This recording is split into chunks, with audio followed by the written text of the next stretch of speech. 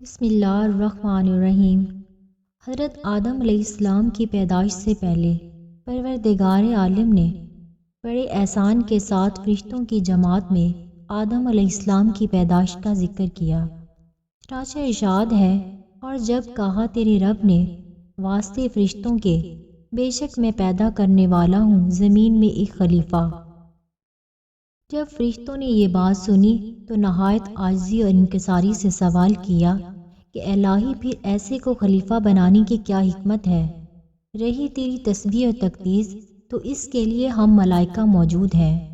پروردگار عالم نے فرمایا کہ جو کچھ مجھے معلوم ہے وہ تم کو معلوم نہیں۔ چنانچہ ارشاد ہے، کہا فرشتوں نے کیا تو کرتا ہے زمین میں اس کسی کو جو فساد کرے زمین میں اور بہائے خون، اور ہم تیری تعریف کے ساتھ تسبیح اور پاکیزگی بیان کرتے ہیں۔ پروردگار عالم نے فرمایا کہ میں جانتا ہوں جو تم نہیں جانتے۔ خلیفہ کا یہ مطلب ہے کہ یکے بعد دیگرے تمام انبیاء کرام خلیفہ رہیں گے۔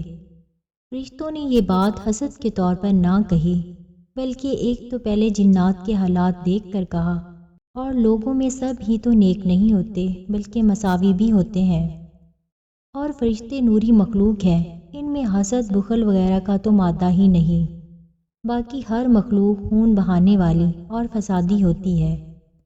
لیکن پروردگار عالم نے فرمایا کہ باوجود فسادوں کے جو بھی مصلحتیں ہیں وہ میں جانتا ہوں، تمہارا علم وہاں تک نہیں پہنچ سکتا۔ میں جانتا ہوں کہ ان میں انبیاء اور صدیق، شہید، عابد، زاہد، نیکوکار، علماء اور متقی پرہیزگار بھی ہوں گے۔ حضرت ابن عباس فرماتے ہیں کہ پہلے زمین پر جنات کئی ہزار سال حکومت کرتے رہے، سب زمین پر قابض تھے، حیوانات نباتات سے نفع اٹھاتے اور آسمان پر آتے جاتے تھے۔ پھر جنوں نے فساد مچایا، خون ریزی شروع کی، پھر پروردگار عالم نے فرشتوں کو حکم دیا کہ جنوں کو زمین سے دور کرو تاکہ ان کی آلودگی سے زمین پاک ہو جائے۔ پھر فرشتوں نے اللہ کے حکم کے مطابق جنوں کو مار مار کر پہاڑوں اور جنگلوں جزیروں میں پہنچا دیا۔ ابلیس بھی انہی میں سے تھا، علم اور عبادت کے سبب جنوں سے ممتاز اور الگ تھا اور فرشتوں میں رہتا تھا، اور وہ بھی فرشتوں کے ہمراہ آسمان پر گیا اور عذر بنایا کہ میں اور میری اولاد ان فسادوں میں شریک نہ تھے۔ حق تعالیٰ نے اس کو فرشتوں کی سفارش کے سبب سے مارنے اور نکالنے سے محفوظ رکھا۔ پھر شیطان کو یہ طمع ہوا کہ سب جنوں کو مار کر نکالا گیا ہے بغیر میرے، اب میں ان کی جگہ قابض اور متصرف رہوں گا۔ پھر عبادت میں زیادہ کوشش شروع کر دی۔ جب آسمان کی طرف سے دنیا کے فرشتوں کو کوئی حکم پہنچتا تو یہ فرشتوں سے پہلے اس کام کو پہنچتا اور فرشتوں کے ساتھ اس کام کو سر انجام دیتا۔ پھر آسمان میں اس کی قدر و منزلت اور زیادہ ہو گئی، اور اپنے دل میں اس بات کا امیدوار ہو گیا کہ اب دنیا کی خلافت مجھے ملے گی۔ جب خدا کا حکم فرشتوں کو پہنچا کہ اس وقت شیطان نے جانا کہ یہ قدر و منزلت خدا مجھے نہ دے گا، سب بندگی اور عبادت ریاکاری کی تھی، اس لیے اس کے دل میں حسد جوش کر گیا۔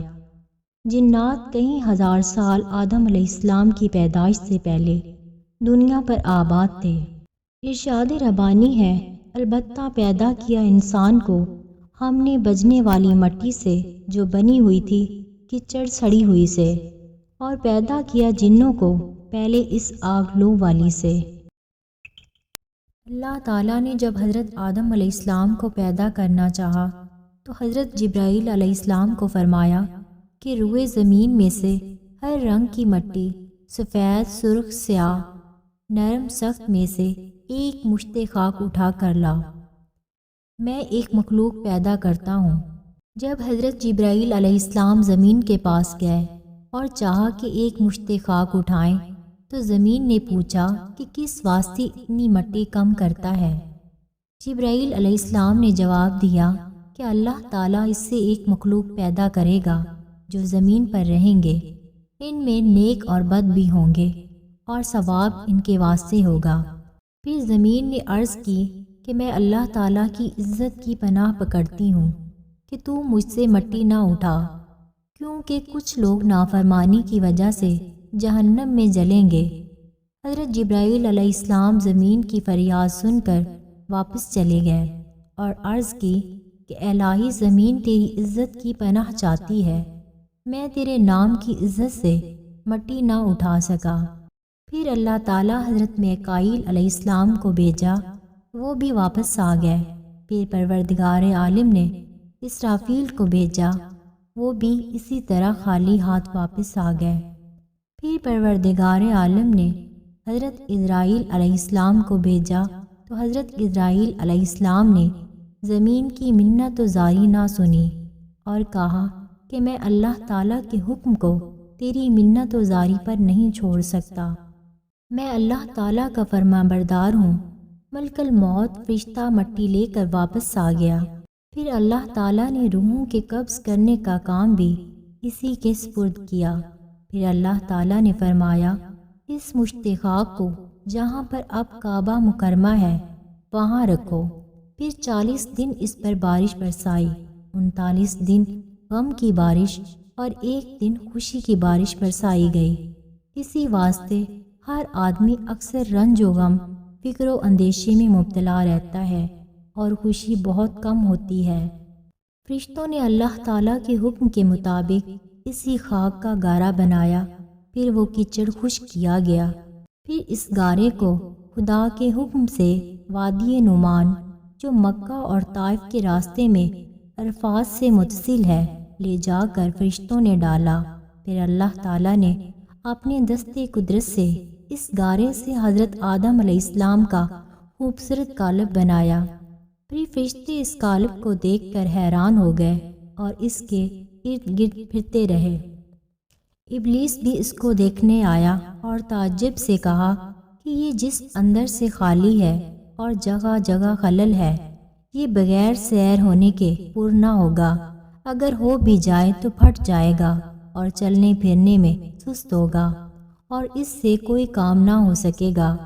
مگر جب سینہ بائیں طرف سے دیکھا تو کہنے لگا کہ یہ حجرہ بغیر دروازے کے ہے، میں نہیں جانتا کہ اس میں کیا چیز پوشیدہ ہے، شاید یہ وہی لطیفہ ربانی ہے کہ جس کے سبب سے خلافت کا استحقاق حاصل کرے گا۔ بعض روایات میں ہے کہ قالب 40 سال تک وہاں ہی بے جان پڑا رہا۔ جب پروردگار عالم نے چاہا تو اس قالب میں روح کو داخل ہونے کا حکم دیا۔ جب روح اللہ تعالیٰ کے حکم سے سر کی طرف سے داخل ہوئی تو جہاں جہاں تک روح پہنچتی گئی وہ خاکی بدن کو جو ٹھکری کی طرح تھا گوشت پوشت ہڈی سے بدلتا گیا۔ جب روح سینہ تک پہنچی تو حضرت آدم علیہ السلام نے اٹھنے کا ارادہ کیا تو وہیں زمین پر گر گئے۔ اللہ تعالیٰ نے فرمایا، یعنی پیدا کیا گیا انسان جلد باز۔ پھر اسی حالت میں حضرت آدم علیہ السلام کو چھینک آ گئی تو آدم علیہ السلام نے کہا کہ سب تعریفیں اللہ تعالیٰ کے لیے ہیں۔ اس کے جواب میں اللہ تعالیٰ نے فرمایا، یعنی تجھ پر اللہ تعالیٰ رحم کرے۔ اور اس کے بعد ایک فرشتہ جنت سے جوڑا لایا اور آدم علیہ السلام کو دیا اور عزت کے تخت پر بٹھایا، اور وہ جمعۃ المبارک کا دن تھا۔